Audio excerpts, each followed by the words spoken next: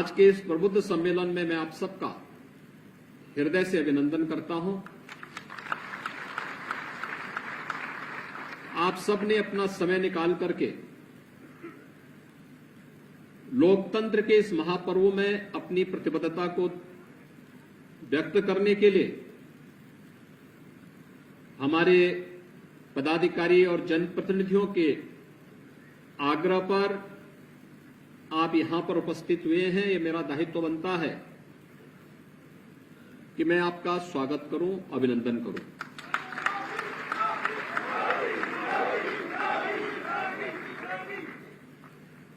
चुनाव के पहले, इससे पहले कि हमारी पब्लिक रैली प्रारंभ हो, तो पब्लिक रैली के पहले समाज के उस तबके को जो समाज में एक माहौल बनाएगा, समाज के ओपिनियन को मोदी जी के नेतृत्व में भारतीय जनता पार्टी सरकार ने जिस नए भारत का दर्शन हम सबको कराया है, उस भारतीय जनता पार्टी को पुनः तीसरी बार देश के अंदर नेतृत्व करने का अवसर प्राप्त हो, इसके लिए आपका आह्वान करने के लिए आज मैं गौतम बुद्ध नगर जनपद में आया हूं। प्रबुद्ध जन समाज की जागरूकता के लिए भी और उनकी ओपिनियन को भी बनाने में बड़ी भूमिका का निर्वहन करते हैं, और गौतम बुद्ध नगर और प्रबुद्ध जनों का इस समन्वय हमें नए भारत के नए उत्तर प्रदेश का दर्शन भी कराएगा।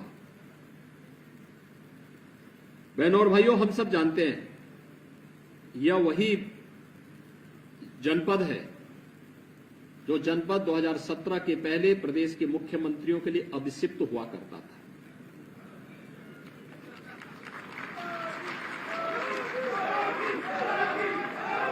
और मैं तब ये समझ नहीं पाया था कि आखिर गौतम बुद्ध नगर जनपद उत्तर प्रदेश का भाग है और उत्तर प्रदेश के मुख्यमंत्रियों के लिए अभिषिक्त क्यों है। फिर जब मैंने सूची देखी यहां की, और फिर मैं उसके बाद अनुमान लगाने लग गया कि ये प्रदेश के मुख्यमंत्रियों के लिए अभिषिक्त इसलिए हुआ करती थी क्योंकि उनके द्वारा भेजे जाने वाले नौकरशाह यहां की जनता को कंगाल करते थे और अपने आप को और अपने संरक्षकों को मालामाल करते थे। ये तथ्य सामने ना आने पाए,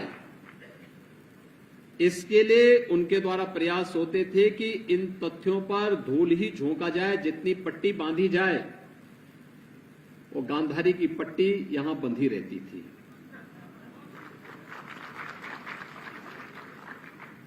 और मैं देख के ताज्जुब था कि जब इन चीजों को लेकर के मैं सुनता था तो मैंने स्वयं तय किया कि नहीं भाई, मैं जिन लोगों ने गौतम बुद्ध नगर जनपद जैसे उर्वरा क्षेत्र को, अत्यंत उर्वरा क्षेत्र को बदहाल किया है, कंगाल किया है, अराजकता और समस्याओं के गर्त में ले जाने का कार्य किया है, वहां मैं स्वयं चल करके देखूं। और मुझे 2017 में यहां आने का अवसर प्राप्त हुआ था। मैं यहां आया था, मैंने यहां की समस्याओं को देखा, और मैं धन्यवाद दूंगा अपने सभी मंचस्थ जनप्रतिनिधियों को। इन्होंने उन सभी समस्याओं को पूरी तन्मयता के साथ, पूरे धैर्य के साथ, बिना धैर्य खोए उन समस्याओं को लखनऊ में भी और यहां पर भी मेरे सामने रख करके कहा था कि इन समस्याओं का फेज वाइज समाधान होगा तो गौतम बुद्ध नगर न केवल अपनी पहचान को स्थापित करेगा बल्कि उत्तर प्रदेश के ग्रोथ इंजन के रूप में देश के अंदर अपनी एक नई पहचान बनाएगा और उत्तर प्रदेश को पहचान मिलेगी। और आज उन सबके सकारात्मक सहयोग का परिणाम रहा कि उत्तर प्रदेश आज देश के अंदर जिस रूप में पहचाना जा रहा है वो किसी से छुपा हुआ नहीं है। ये सच था, 2017 के पहले उत्तर प्रदेश देश के बीमारू राज्यों में शामिल था, लेकिन आज उत्तर प्रदेश बीमारू राज्यों की श्रेणी से बाहर आकर के देश के अंदर रेवेन्यू सरप्लस स्टेट के रूप में भारत के आर्थिक उन्नयन के अग्रणी प्रदेश के रूप में आगे बढ़ा है और देश के नंबर 2 की अर्थव्यवस्था के रूप में अपने आप एक नई पहचान बनाई है। यह सब संभव हो पाया है देश के यशस्वी प्रधानमंत्री श्री नरेंद्र मोदी जी के मार्गदर्शन और नेतृत्व के कारण। उन्होंने जो सकारात्मक वातावरण देश के अंदर दिया उसका परिणाम हम सबके सामने है। 2014 के पहले का भारत और 2014 के बाद का भारत। 2014 के पहले का भारत समस्याग्रस्त था, अविश्वास से भरा हुआ था, न केवल देश के अंदर बल्कि पूरी दुनिया के अंदर भी इस प्रकार का वातावरण था। पूरी दुनिया के अंदर किस रूप में भारत के प्रति व्यवहार होता था। भारत से जाने वाले लोग पहचान के लिए मोहताज हुआ करते थे, पासपोर्ट की कीमत नहीं रह गई थी, सीमाएं असुरक्षित थी। देश के अंदर जिस प्रकार का वातावरण उस समय बनाया था, सरकारें भ्रष्टाचार में डूबी हुई थी, आकंठ भ्रष्टाचार में डूबी हुई थी, विकास अवरुद्ध हो गया था, नौजवान हताशा, अन्नदाता किसान आत्महत्या करने के लिए मजबूर था, व्यापारी असुरक्षित था, बेटी असुरक्षित थी, असहाय थी। और उन स्थितियों में 2014 में मोदी जी के नेतृत्व को इस देश ने हाथों हाथ लिया था। मोदी जी ने उस समय देश के अंदर कार्य नहीं किया, उन्होंने केवल देश के एक राज्य गुजरात में मुख्यमंत्री के रूप में अपनी एक शानदार पारी को आगे बढ़ाया था और उस पारी को खेलते खेलते उन्होंने देश के सामने कुछ उदाहरण प्रस्तुत किए थे, कुछ मॉडल प्रस्तुत किए थे, लोगों ने हाथों हाथ लिया। और आज देखते ही देखते पिछले 10 वर्ष में जिस नए भारत का हमें दर्शन होता है, एक सुरक्षित भारत, दुनिया को नेतृत्व देने वाला भारत, और इन सबको हमने देखा है। एक सुरक्षित भारत भी है, आंतरिक रूप से भी बाह्य रूप से भी। दुनिया के अंदर निवेश के सबसे अच्छे डेस्टिनेशन के रूप में जाने जाने वाला भारत है। युवाओं की आजीविका को तेजी के साथ आगे बढ़ाने वाला भारत है। इंफ्रास्ट्रक्चर के एक नए दौर में भारत को ले जाने वाला भारत है। भारत की युवाओं की आजीविका का प्रबंध भी है, आम जनता की आस्था का सम्मान भी है। इस नए भारत में, और इस नए भारत को अंदर हम देख सकते हैं, इस नए भारत को जब हम देख रहे हैं, उस नए भारत के नए उत्तर प्रदेश में हम सबको भी तय करना है। मोदी जी ने देश के अमृत काल के प्रथम वर्ष में देश को विकसित भारत की एक संकल्पना दी है। विकसित भारत तब होगा जब विकसित उत्तर प्रदेश होगा, और उत्तर प्रदेश तब विकसित होगा जब गौतम बुद्ध नगर जनपद अपनी पूरी क्षमता के साथ आगे आएगा। हमें इस बात की खुशी है, हमारे जनप्रतिनिधिगण मंच पे हैं, माननीय सांसद हैं, माननीय विधायकगण हैं, और सचमुच उन्होंने एक आदर्श जनप्रतिनिधि के रूप में जो अपने आप को स्थापित किया, अपने आप को साबित किया, और दुनिया के लिए, देश के लिए, लोकतांत्रिक मूल्यों के लिए, लोकतंत्र पर विश्वास करने वाले उन सभी लोगों के लिए एक उदाहरण है। मैं एक छोटी सी घटना आपको बताता हूं, इसी गौतम बुद्ध नगर जनपद की है। एक बड़े प्रतिष्ठान का यहां पे उद्घाटन था। कोरोना कालखंड के दौरान वह जमीन आवंटित हुई थी, और जमीन आवंटन होने के बाद वह 2022 के अंत में मेरे पास आए कि हमें अपने इस बड़े प्रतिष्ठान का उद्घाटन करना है। तो मुझे विश्वास ही नहीं हुआ कि इतनी जल्दी इतना बड़ा सेंटर हजारों करोड़ रुपए जिसमें लगे हों वह तैयार हो गया। मैंने कहा भी मैं रिपोर्ट भी ले लेता हूं, आपने मुझे अपना इनविटेशन दिया है और ये इनविटेशन आपने मुझे दिया है तो मैं इसको एक बार देख लेता हूं। मैंने रिपोर्ट मांगी, मुझे आया कि हाँ साहब ये बन के तैयार हो चुका है और इसके आने के बाद 40,000 करोड़ रुपए के नए निवेश के प्रस्ताव गौतम बुद्ध नगर जनपद में आज इसके साथ ही आ जाएंगे और हजारों लोगों को रोजगार प्राप्त होगा। तो मैंने उनको मैसेज किया, मैंने कहा भी ठीक है हम लोग आ रहे हैं, इसमें एक काम करना कि मेरे आने के पहले सभी मान्य जनप्रतिनिधियों को इसके लिए आमंत्रण जरूर दीजिए। तो चौंका, कहा जनप्रतिनिधि? मैंने कहा हाँ, वहां के मान्य सांसद होंगे, मान्य विधायकगण होंगे। कहा क्या गौतम बुद्ध नगर में भी, गौतम बुद्ध नगर जनपद में भी सांसद विधायक हैं? अरे हमने कहा क्या गौतम बुद्ध नगर जनपद क्या किसी और जिले का है? वो आके मेरे सामने इस बात को कहे साहब मैं भौचक हूं, मेरी पूरी जिंदगी जिस राज्य में और जिस क्षेत्र में व्यतीत हुई, अगर वहां इतना बड़ा निवेश मैं करता तो अब तक लोग मेरा जीना हराम कर देते हैं। और गौतम बुद्ध नगर जनपद में न कोई सांसद, न कोई विधायक, न कोई अन्य पदाधिकारी, कोई भी मेरे पास कहने के लिए नहीं आया कि इस कार्य में मैं इसको लूंगा, मेरे लोग यहां रहेंगे, फलाना वहां रहेंगे। हर व्यक्ति इस बात के लिए प्रफुल्लित है कि एक नया निवेश हमारे जनपद में आया है और मेरे देश के लोगों को, मेरे प्रदेश के नौजवानों को यहां नौकरी मिलेगी, रोजगार मिलेगा। यह है सकारात्मक योगदान। और जो सकारात्मक माहौल बना आज उसी का परिणाम है गौतम बुद्ध नगर जनपद की प्रति व्यक्ति आय पर कैपिटा इनकम देश के अंदर सबसे अधिक पर कैपिटा इनकम वाले जनपदों में से एक है। मित्रों, जब अच्छा जनप्रतिनिधि चुना जाता है, अच्छे लोग जनप्रतिनिधि बनकर के चुने जाते हैं, तब इस प्रकार का सकारात्मक माहौल पैदा होता है।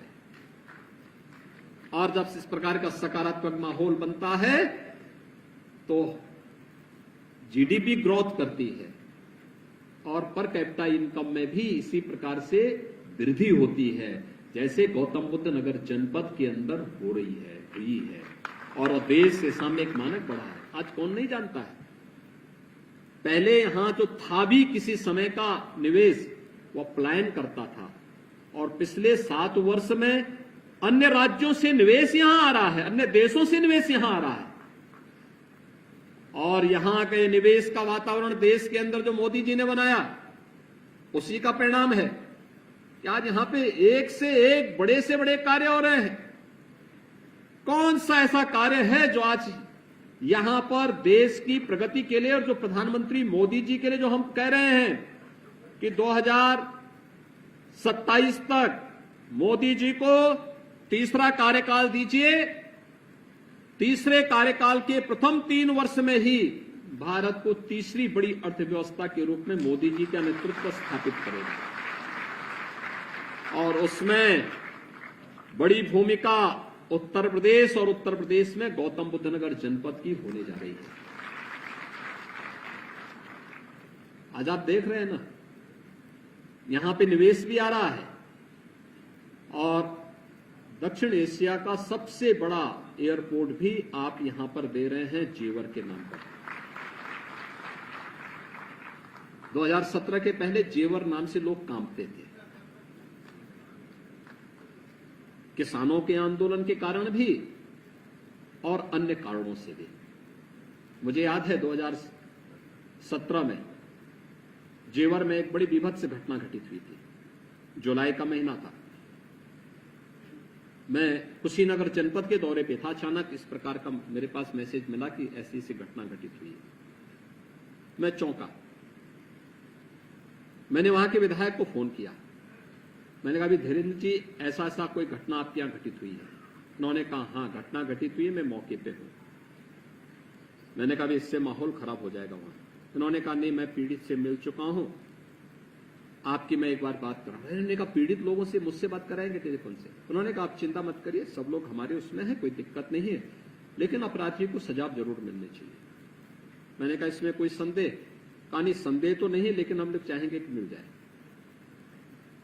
और उसी समय हमने संकल्प किया था कि भाई जेवर क्षेत्र में जो अपेक्षित विकास होना चाहिए था, नहीं हो पाया। अब देखिए, लोग बोलते थे यहाँ एयरपोर्ट बनना चाहिए, इंटरनेशनल एयरपोर्ट बनना चाहिए, कोई बनाने की सोच नहीं पाता था, हिम्मत नहीं ले पाता था, क्योंकि सबके अपने स्वार्थ थे। हर व्यक्ति एयरपोर्ट के नाम पर जो करना चाहता था, किसी से छुपा हुआ नहीं है। हम लोगों ने कहा नहीं, बनेगा तो जेवर में ही अब बनेगा, और उसके बाद हम लोग लेके आए थे। आपने देखा होगा आज एयरपोर्ट बन रहा है, और ये एयरपोर्ट तो निवेश ला ही रहा है, लेकिन आने वाले समय एयरपोर्ट को चलने दीजिए। कुछ ही वर्षों में उत्तर प्रदेश की इकोनॉमी में 1 लाख करोड़ रुपए की वृद्धि करने वाला है। अकेले एक एयरपोर्ट। और अब तो यहां पे मेडिकल डिवाइस पार्क भी बन रहा है, अब यहां पे फिल्म सिटी भी बन रही है। अब यहां पर यानी जो कभी कल्पना थी, आज वह इस जनपद के माध्यम से न केवल प्रदेश को बल्कि देश को मिल रहा है। ये जो सकारात्मक वातावरण पिछले 10 वर्ष के अंदर देश के अंदर देखने को मिला है, यह अद्भुत है। दुनिया इसके प्रति अभिभूत है, और हम भारतवासियों का दायित्व भी बनता है। एक तरफ वे लोग हैं जिनके लिए फैमिली फर्स्ट एकमात्र उनके जीवन का मिशन है, लेकिन दूसरी तरफ मोदी जी के नेतृत्व में यह मंच भी है जिनके लिए नेशन फर्स्ट है, राष्ट्र प्रथम के उन मूल्यों के साथ जो जीवन जीते हैं। एक तरफ वे लोग हैं जिन्होंने जातिवाद के आधार पर सामाजिक ताने बाने को छिन्न भिन्न किया, और दूसरी तरफ सबका साथ और सबके विकास के भाव के साथ कार्य करने वाले मोदी जी के नेतृत्व में भारतीय जनता पार्टी का परिवार है। एक तरफ स्वार्थी परिवार है जो गौतम बुद्ध नगर जनपद को अभिषिक्त बना लेता है, और दूसरी तरफ मोदी का परिवार है जो गौतम बुद्ध नगर जनपद में इस बात की परवाह के बगैर कि कुर्सी जानी है तो चली जाए, लेकिन गौतम बुद्ध नगर जनपद का विकास अवरुद्ध नहीं होना है। ये है विकास और सकारात्मक सोच के साथ नेशन फर्स्ट की थ्योरी। हम देश के बारे में सोचेंगे, देश रहेगा हम सब भी रहेंगे, देश रहेगा, देश समृद्धि करेगा, हम भी समृद्धि की ओर अग्रसर हो जाएंगे।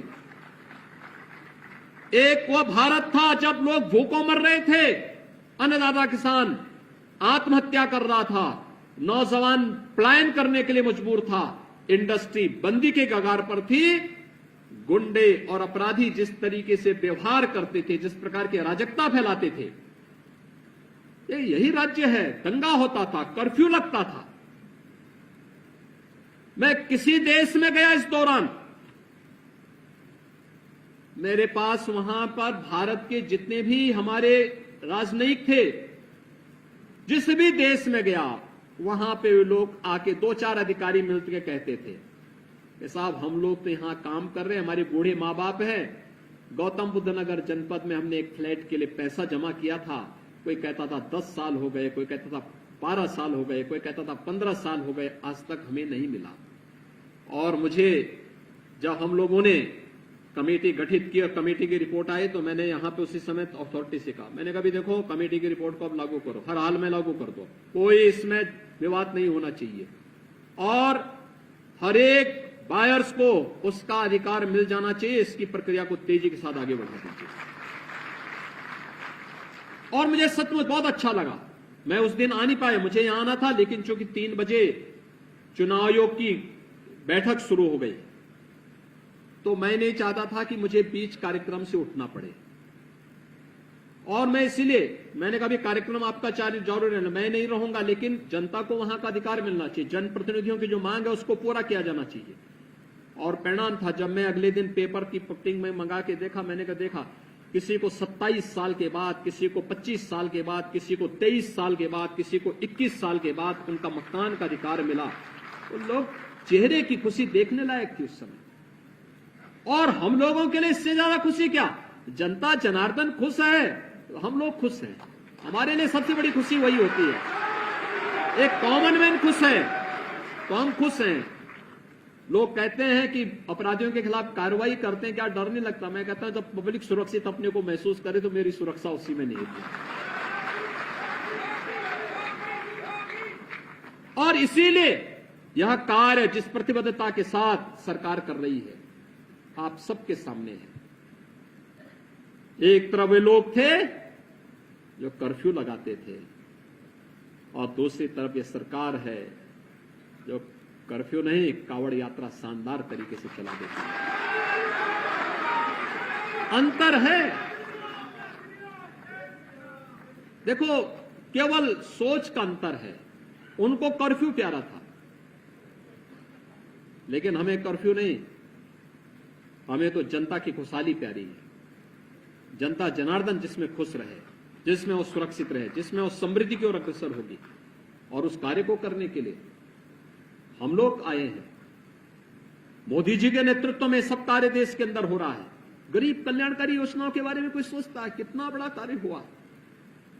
हमने अकेले उत्तर प्रदेश में 56 लाख गरीबों को एक एक आवास दिए हैं। 56 लाख गरीबों को। देश के अंदर 4 करोड़ गरीबों को मकान मिले हैं। 80 करोड़ गरीबों को फ्री में राशन की सुविधा। 25 करोड़ गरीब देश के अंदर ऐसे हैं जो गरीबी रेखा से ऊपर उठे हैं, और प्रदेश के अंदर 6 करोड़ गरीब ऐसे हैं जो गरीबी रेखा से ऊपर उठ चुके हैं। 10 करोड़ गरीबों के घर में रसोई गैस का सिलेंडर पहुंच गया। नहीं तो 2014 के पहले क्या था, एक कनेक्शन लेने के लिए हजारों रुपया भी खर्च होता था, और रुपया खर्च अलग होता था। पर्व और त्योहार के दिन अगर एलपीजी का सिलेंडर खाली हो गया और सिलेंडर के साथ सारा परिवार का पर्व और त्योहार का जो मजा था वो फीका हो जाता था, क्योंकि रसोई गैस का सिलेंडर, रसोई गैस है ही नहीं घर में। कैसे घर में कोई कुछ बनाएगा? ये सारे फीके हो जाते थे। और अगर कोई जबरदस्ती करता था कि नहीं हमें रसोई गैस चाहिए, तो रसोई गैस तो नहीं मिलती थी, लेकिन पुलिस का डंडा जरूर मिल जाता था। लेकिन आज देश के अंदर 10 करोड़ गरीबों को फ्री में रसोई गैस की कनेक्शन भी मिले हैं, और साथ साथ जब मर्जी तब आप रसोई गैस के सिलेंडर ले सकते हैं, कोई बाध्यता नहीं। इसलिए सरकारों ने बांध दिया था कि साल में 6 देंगे। यानी जैसे कोटा सिस्टम इन्होंने लागू कर दिया था पूरे देश के अंदर। देश को इसी ढंग से चलाया जा रहा था। देश को कुछ लोगों ने अपनी पपौती बना के रख दिया था। इससे देश नहीं चलता है। हम लोकतांत्रिक मूल्यों के साथ रह रहे हैं, और लोकतांत्रिक मूल्यों के साथ हमारी प्रतिबद्धता है। इन प्रतिबद्धताओं को आगे बढ़ाते हुए हम सबको कार्य करना है, और इस दृष्टि से आज मुझे आपके बीच आने का अवसर प्राप्त हुआ है। गौतम बुद्ध नगर जनपद तो वैसे भी एक सकारात्मक सोच के साथ आगे बढ़ने वाला जनपद है। आज मैं आपसे यही अपील करने के लिए आया हूं कि जो माहौल बना है, चुनाव के दौरान बहुत कठिन होता है एक सांसद पद के प्रत्याशी के लिए कि वह घर घर जा सके। इस बार तो जो पहल डॉक्टर महेश शर्मा जी ने की, बहुत सारी सोसाइटी में भी पोलिंग बूथ बन गए होंगे, और मुझे लगता है कि गौतम बुद्ध नगर जनपद में बधाई दूंगा आपको महेश जी, और गौतम बुद्ध नगर जनपद की जनता जनार्दन को भी मैं इसके लिए बधाई दूंगा कि उनको ये सौगात मिल गई है। एक पायलट प्रोजेक्ट के रूप में गौतम बुद्ध नगर जनपद में कार्य लागू हुआ कि जो बहुत दूर दूर तक लोग जाते थे, और इसलिए पोलिंग परसेंटेज पे ध्यान देना होगा। यद्यपि दूसरे चरण में ही आपका चुनाव है, लेकिन फिर भी पहले चरण में, पहले दिन, उस दिन का संकल्प ही हमारा पहला है कि लोकतंत्र के इस महापर्व का हिस्सा बनना और मतदान करना। ये पहला कार्य हमारा होना है और उसके लिए सोसाइटी में तो ये अवसर मिला ही है, लेकिन मैं आपको इस बात के लिए आश्वस्त कर सकता हूं कि मोदी जी के नेतृत्व में जो डबल इंजन की सरकार कार्य कर रही है, ये समस्या नहीं देती है, समाधान पर विश्वास करती है और समाधान के लिए भारत को विकसित भारत के रूप में स्थापित करने के लिए, आत्मनिर्भर भारत और एक ग्लोबल लीडर भारत के रूप में भारत को स्थापित करने के लिए आप सबको डॉक्टर महेश शर्मा बनना पड़ेगा।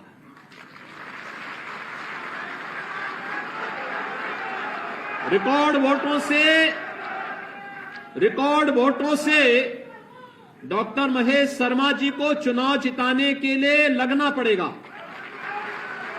कोई भी अति आत्मविश्वास का भाव नहीं होना है। युद्ध और चुनाव दोनों पूरी सावधानी और पूरी सतर्कता के साथ लड़े जाने चाहिए, पूरी मजबूती के साथ लड़े जाने चाहिए।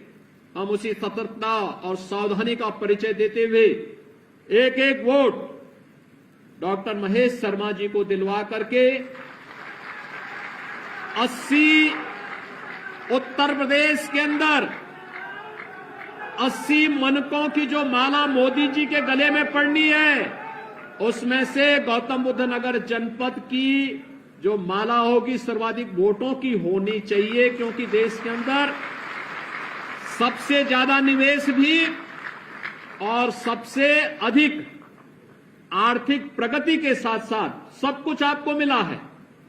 मेट्रो आपको मिल गई, डेडिकेटेड फ्रेट कॉरिडोर के दोनों eastern and western dedicated freight corridor का जंक्शन भी आपको मिल गया, एयरपोर्ट भी आपको मिल गया, फिल्म सिटी भी आपको मिल गई, मेडिकल डिवाइस पार्क भी मिल गया और सबसे ज्यादा निवेश के साथ साथ सबसे ज्यादा पर कैपिटा इनकम वाला जनपद भी गौतम बुद्ध नगर जनपद बन गया है।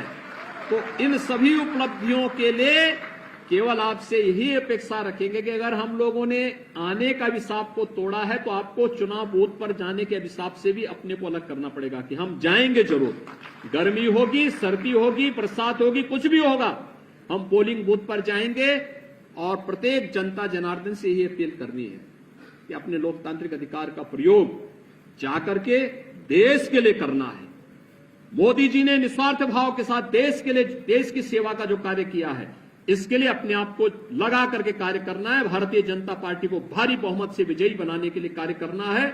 इस अपील के साथ मेरी आप सबसे अपील होगी कि आप सभी प्रबुद्धजन, यहाँ पे इंडस्ट्री से भी लोग आए हैं, व्यापार मंडल से भी आए हैं, अधिवक्ता समुदाय है, शिक्षा जगत से जुड़े हुए हमारे सभी विद्वान लोग हैं, चिकित्सक हैं, डॉक्टर महेश शर्मा जी स्वयं चिकित्सक हैं, समाज जीवन के अलग अलग क्षेत्र से जुड़े हुए तमाम हमारे प्रबुद्ध जन यहां पर उपस्थित हुए हैं। आप सबसे मैं अपील करूंगा, आप सब भी अपनी अपनी टोली लेकर के 2 विधानसभा हमारी जनपद बुलंदशहर में पड़ेंगी और 3 विधानसभा इस जनपद में पड़ेंगे। इन सभी जनपदों में हम लोग जाकर के इन सभी विधानसभा क्षेत्रों में अपनी अपनी टोली को ले जाकर के एक एक व्यक्ति से अपील करेंगे और भारी बहुमत से डॉक्टर महेश शर्मा को विजयी बनाने के लिए हम लोग कार्य करेंगे। इस विश्वास के साथ आप सबको मैं वासंती नवरात्रि और रामनवमी की मंगलमय शुभकामनाएं आप सबके प्रति देते हुए अपनी वाणी को यहीं पे विराम देता हूं। धन्यवाद। जय हिंद।